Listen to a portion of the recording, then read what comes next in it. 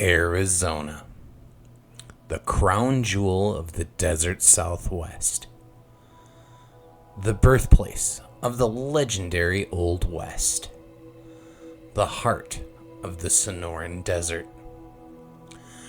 For millions of years, it has for the most part remained unchanged. It is in many respects still an untamed land. Wild, dangerous, and brutal.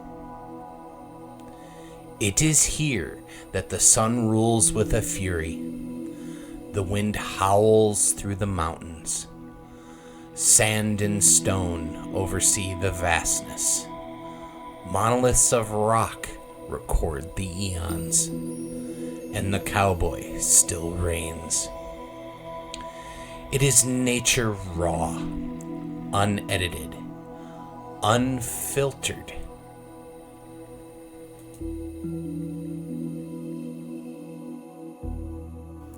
This land has evolved to be hostile, but there are secrets here, hidden. You must search for them, seek them out, expose yourself. Take yourself to your limits. Somehow, humanity has learned to live here.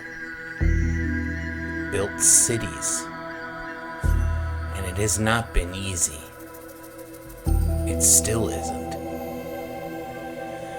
Because of that, Arizona remains largely unspoiled and untouched. Its environment only for the brave and adventurous. And that is its appeal.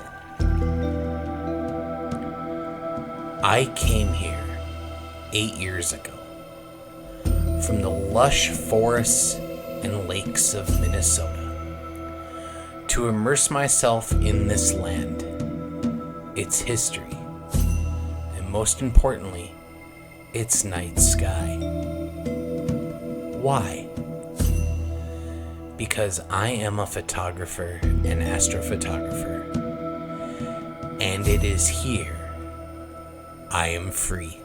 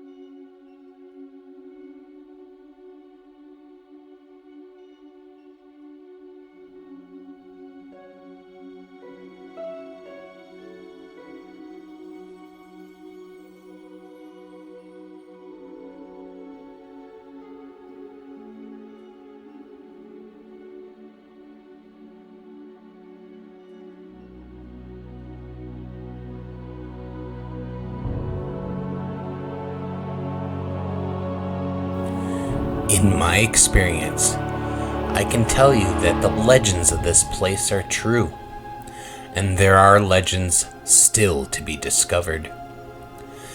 Every chance I get, I try to seek one out. In the dark, I humbly ask the desert to reveal itself, to show me its beauty, its majesty, its wonder. And almost always, I am welcomed, educated, enlightened, and amazed by what is revealed to me.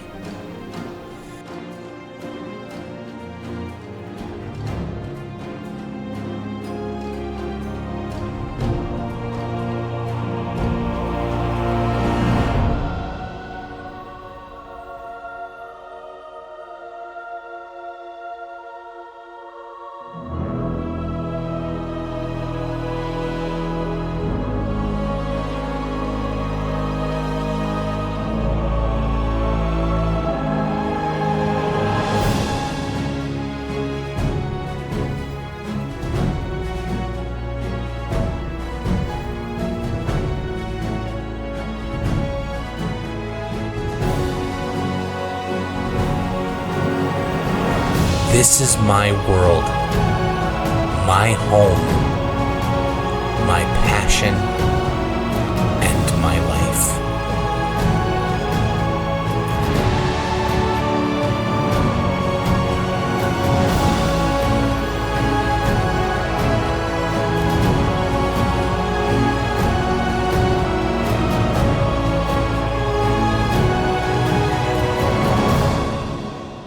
NiteZpeed. In our stars lies the future.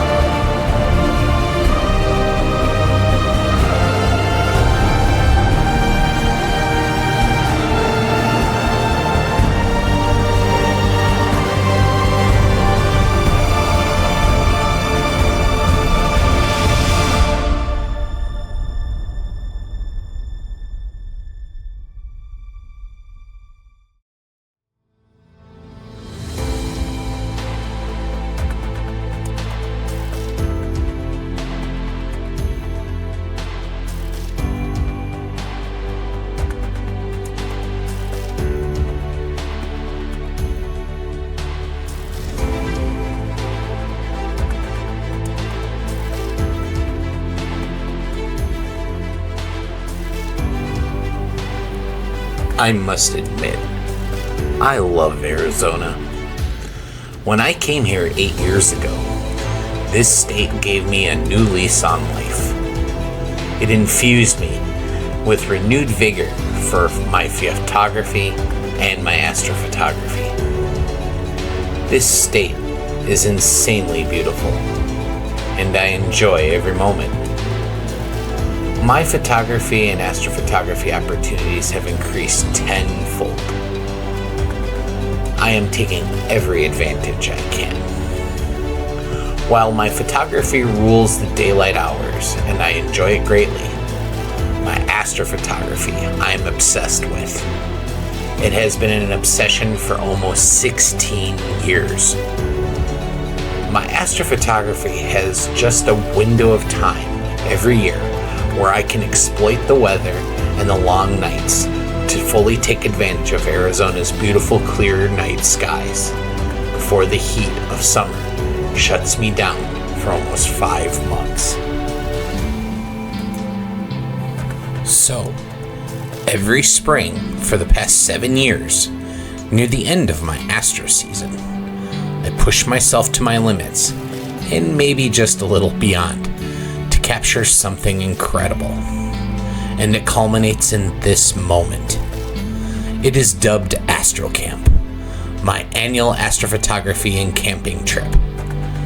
I do not take this trip lightly. It is not for the faint at heart. It is a personal test of skill and endurance in one of the most hostile environments on Earth.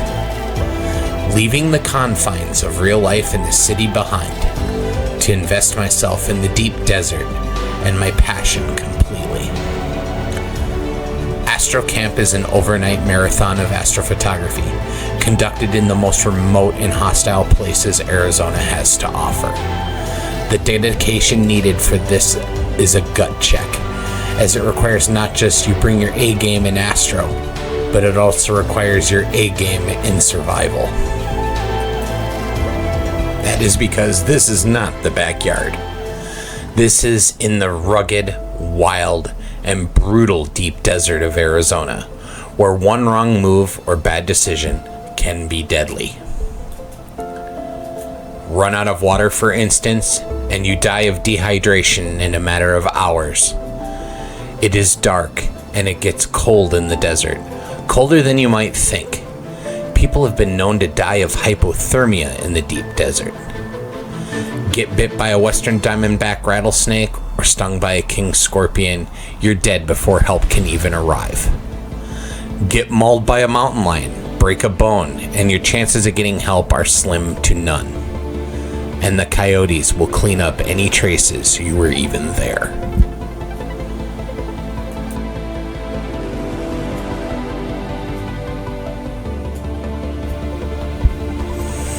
For any trip like this, you cannot go alone. You need safety in numbers. To facilitate that, you need friends or family to accompany you, to share the load, and to mitigate the risk involved. I personally prefer to invite someone who has never seen true dark skies or spent the night in the deep desert, as I believe this is an experience everyone should have the opportunity to have. Meet Talon Free, a beginner astrophotographer from Peoria, Arizona. He has been like a son for me for many years, and my photography student for about a year now.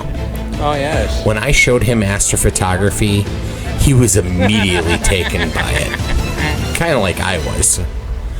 His skills are developing, but he is dedicated and always up for an impromptu Astro adventure. Talon has been training for this moment for about 3 months, and has only experienced down to Bortle 4 skies to this point. So, in this adventure, he's in for quite a surprise, as where we're going is much, much darker. In fact, it's one of the last remote areas of Bortle 1 and 2 skies left in western Arizona. Process?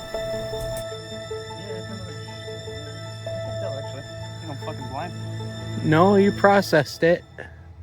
Looks good, actually. So, I've been being too hard on myself. the beauty of where we're going, it'll be a new moon when we go out to the spot. I'm recording you recording. Recording me recording, Yes, huh? recording you recording. What type of infinite time loop can we generate with this one? When does this happen in the movie? This is now, sir. What happened to then? You mean now? No, then. It's happening now, sir. When will then be now? Soon. I work a real job. I work all sorts of shifts, and it's very demanding on my time. So any personal time, I do not waste or take for granted.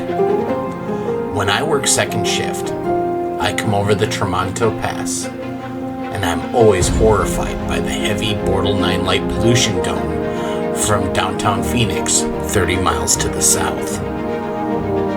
True dark skies are fleeting, and every year it gets harder to find. And that is the most ominous and concerning situation. Light pollution is increasingly disrupting the environment. The Bortle scale is how we astrophotographers measure light pollution. It ranges from 1 to 9. 1 is a complete natural darkness, while 9 is a complete white zone.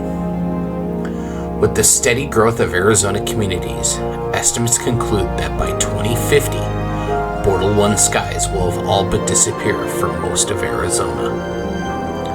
This effect will, in essence, completely disrupt the natural cycles of flora and fauna of the deep desert, and will lead to the collapse of certain nocturnal species and their populations. A loss of our night sky and the generations of children that will never know what a truly dark, natural sky is or looks like. They will never see the Milky Way or deep space with their own eyes.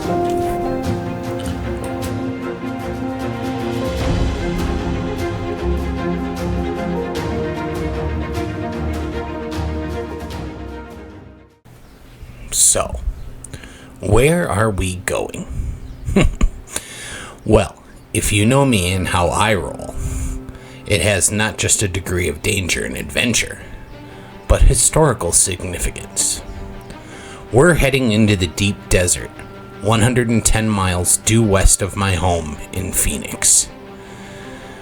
AstroCamp 2026 is being staged in the La Posa Valley and the La Polomosa Mountains of western Arizona, near the Colorado River and the Colorado River Indian Reservation, near the border of Arizona and the Sonoran Desert and the far eastern reaches of the Mojave Desert of California.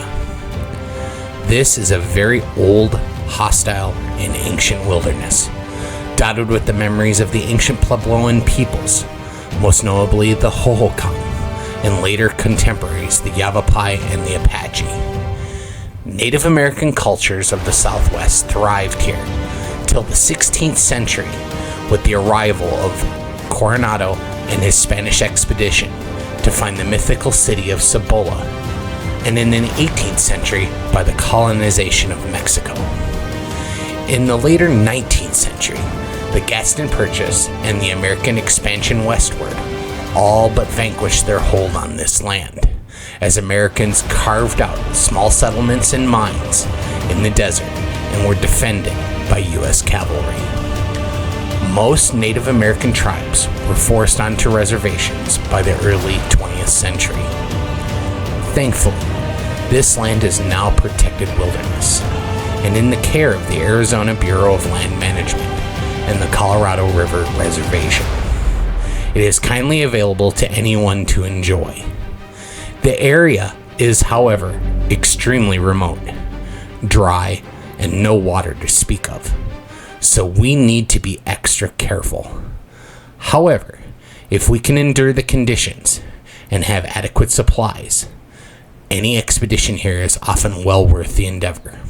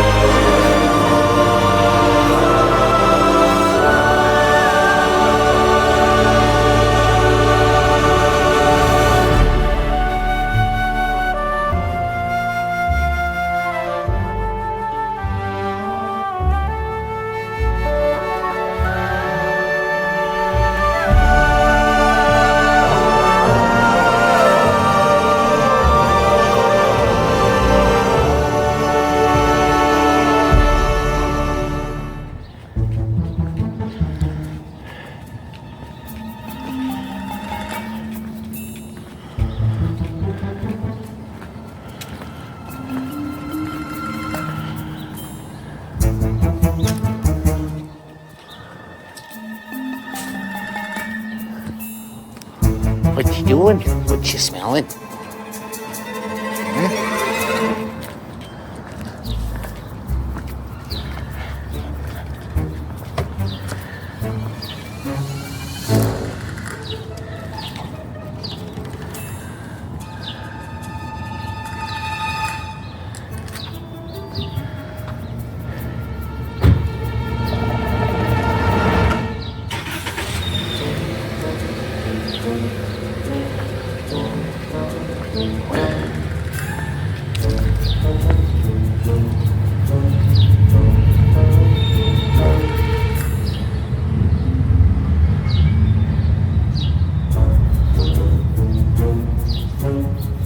What you thinking, going?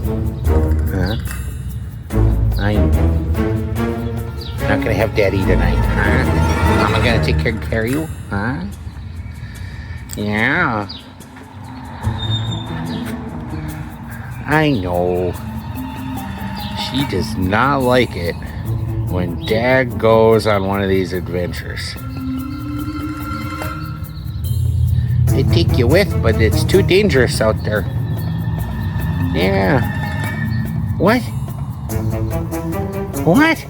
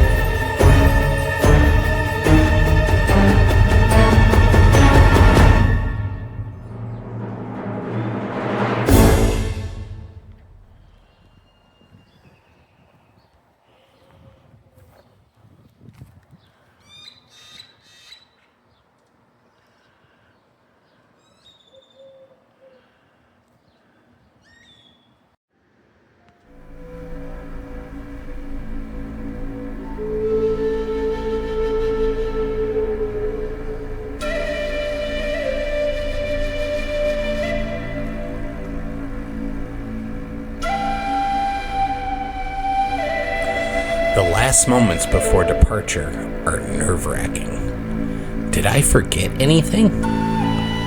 Talon arrived right on schedule, ready to go. As I departed, I kissed my wife and the dog goodbye, and Talon and I began our long journey west.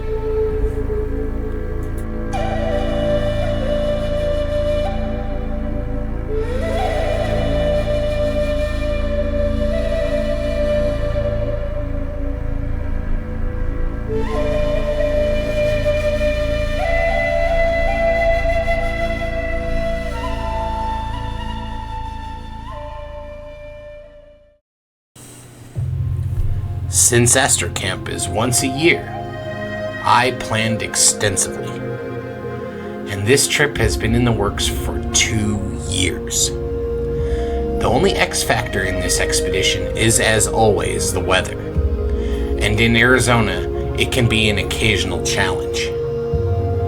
If it all goes accordingly, however, this could be a trip of a lifetime.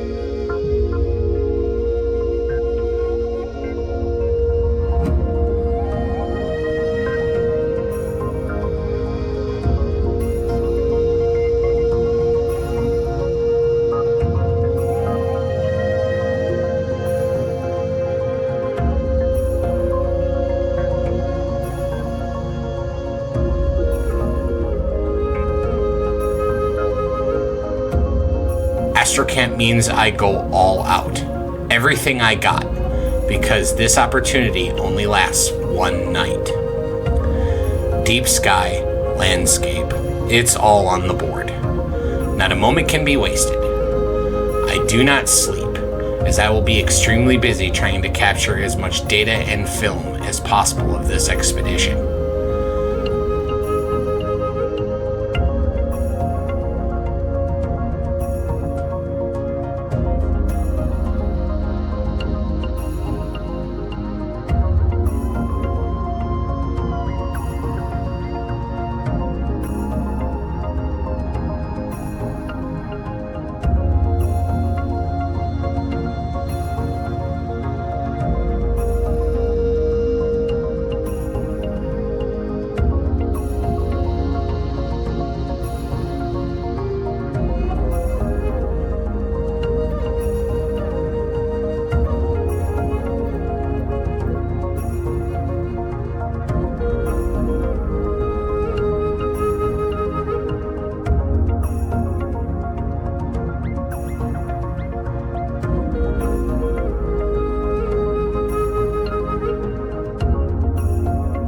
But before we enter the deep desert, we're stopping in the remote Arizona town of Boose for some last-minute supplies and modern conveniences. Most importantly, Boose is a rendezvous point because an old friend of the channel is joining us. Well, we ride again.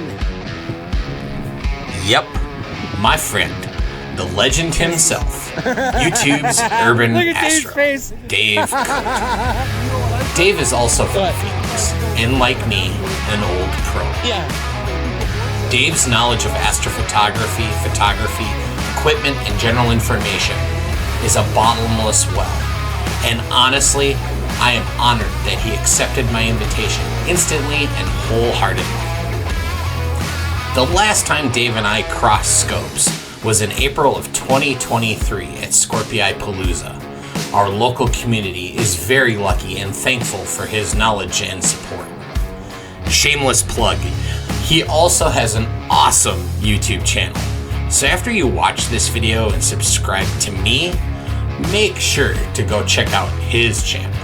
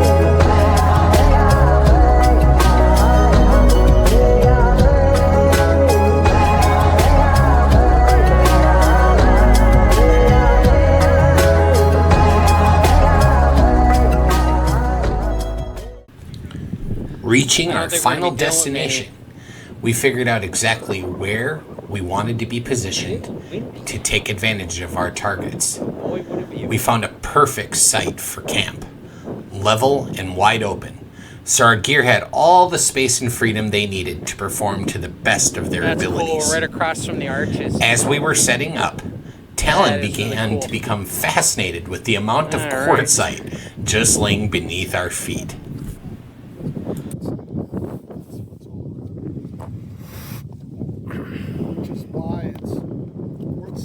Yeah, it's quartzite the town. That's like half hour.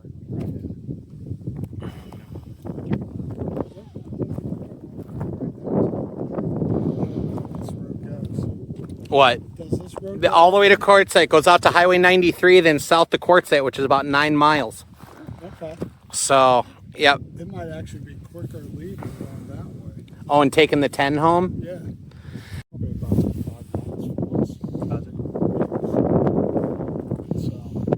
It's a local dairy. Oh, that's nice.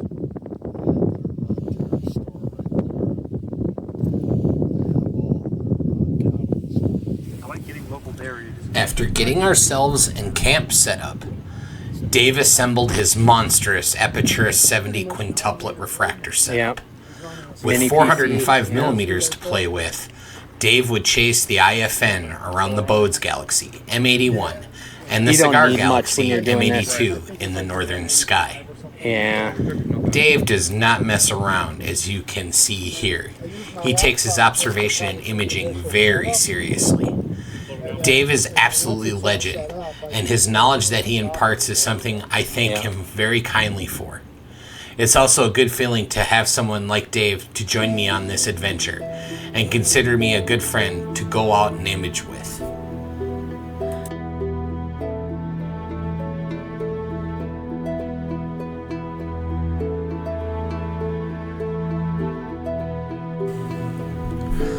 While Dave would be assaulting the Bodes, I would be assaulting Markarian's chain in the constellation Virgo, with both my Seastar S30 and with my Canon T6 and a Sigma Apo 7210 f2.8 lens, riding my Optron Sky Tracker Pro mount. As it is Galaxy season, I figured why not chase a ton of them, and Markarian's chain fits the bill perfectly. This is a chain of galaxies of an adjacent branch of the Virgo supercluster, between 60 and 200 million light years away.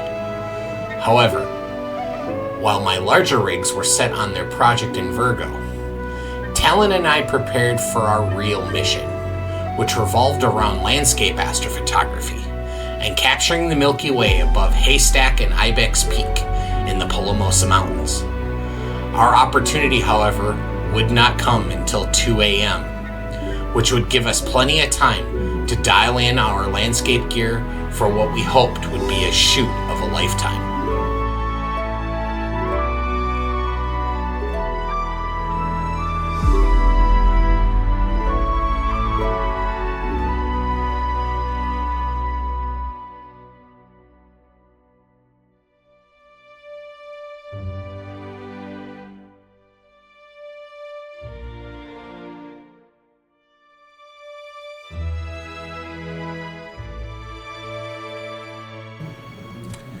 As sunset approached, we prepared for battle and indulged in some camp hijinks.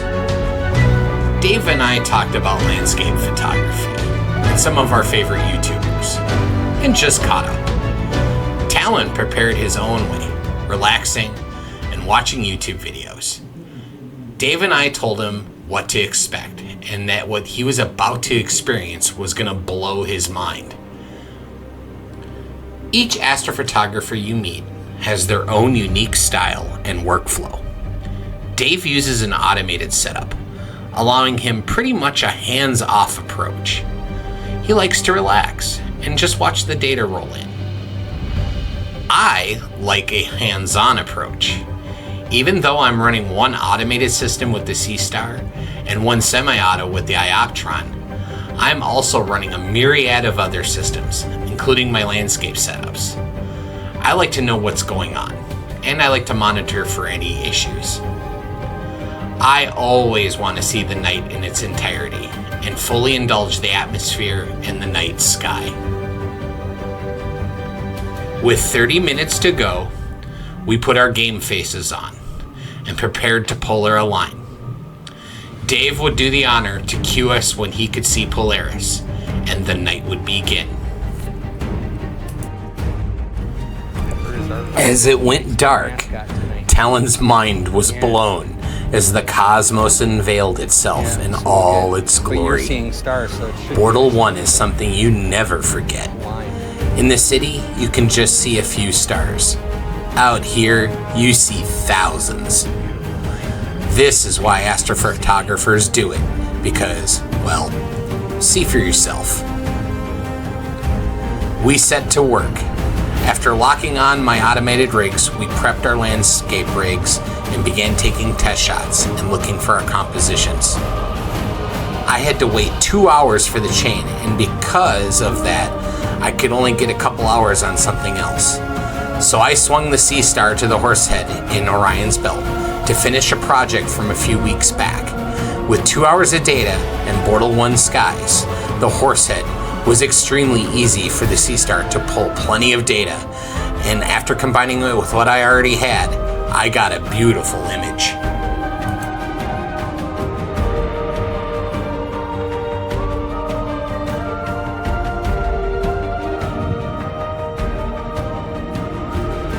It's a bit windy out here. Just a tad, eh? Jeez. So we've been getting winds about 10 miles an hour for about the last half hour here. Had to shut down the Ioptron because it was throwing the rig off a little bit. I'll start it back up later, but it's yeah, it's just like a woof. Yeah, it's very comfortable though. I'd say it's in the upper 60s right now, and it's 11 o'clock at night, and it feels great. The time, however, had come to move to the chain, and I got both the Sea Star and the T6 imaging on it just after 9:30 p.m. You cannot help but constantly look up at the cosmos in all its glory. We caught ourselves constantly stopping for a moment to take it in. Once the wind and everything settled, Talon and I prepped a picket line of landscape rigs to meet the Milky Way at 2 a.m.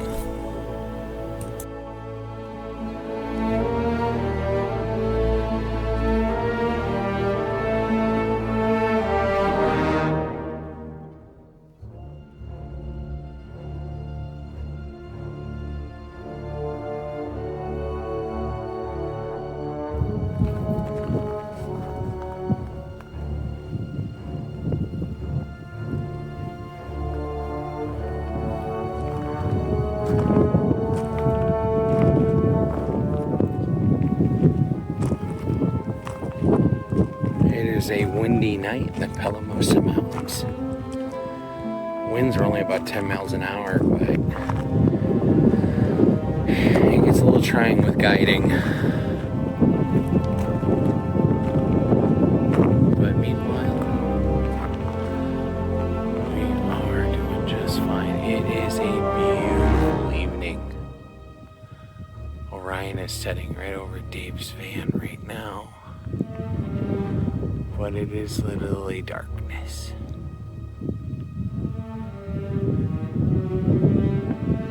Jupiter is with us tonight in the sky right above Orion, which is now setting in the west.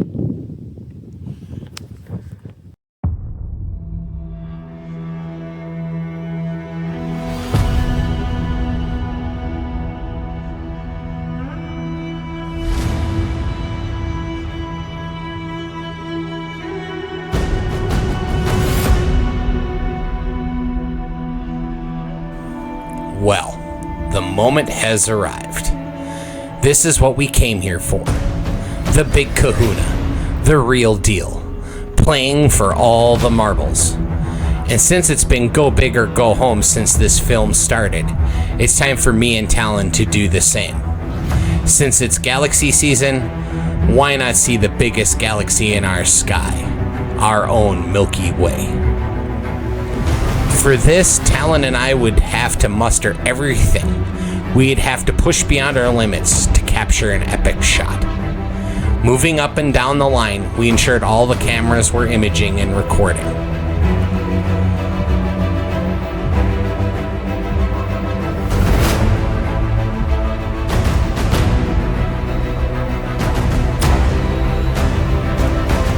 We need not have worried, as the subs we saw come down just got better and better. It was glorious.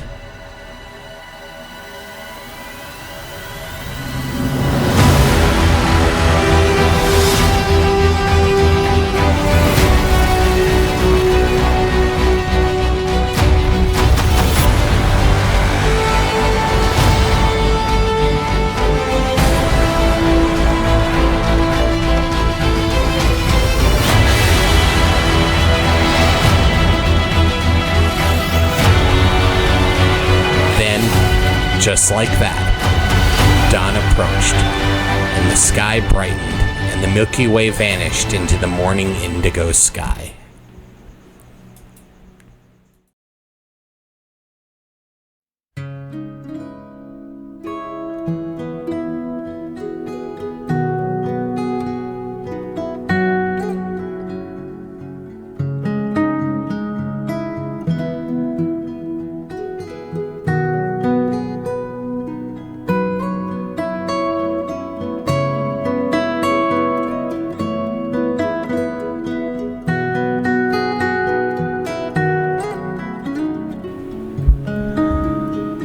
It was over. Another night in the deep desert was done. This comes with a certain sadness, as your brain is reeling from the immense beauty you just witnessed. The adrenaline begins to lower, and you begin to calm down. You're exhausted, but your being is very fulfilled. You begin to understand also that you accomplished something you never thought you could. For Talon, this moment was especially fulfilling, as 3 months of training came together to provide him not just a memorable experience, but also something tangible to show for it. Using his Canon PowerShot G16, Talon pulled what I must say is the best first Milky Way portrait I have ever seen. To my friend Dave, I just want to say thank you for the honor of being your friend and joining me on this adventure. Thank you for supporting my channel and giving great advice. You are a legend, my friend, and I look forward to sharing photons again in the future.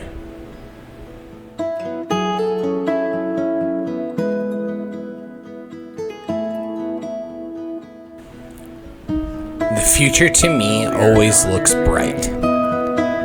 Martin Luther King Jr. once said, "Only in the darkness can you see the stars." The world keeps turning, the sun keeps burning.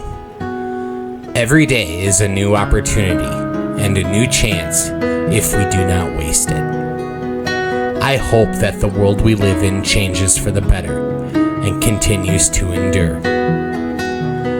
Be optimistic, and remember, in our stars lies the future. For it is in those stars our future will be written, if we can just embrace peace and our planet. I'm Michael Grimes for NiteZpeed, and I want to wish you clear skies.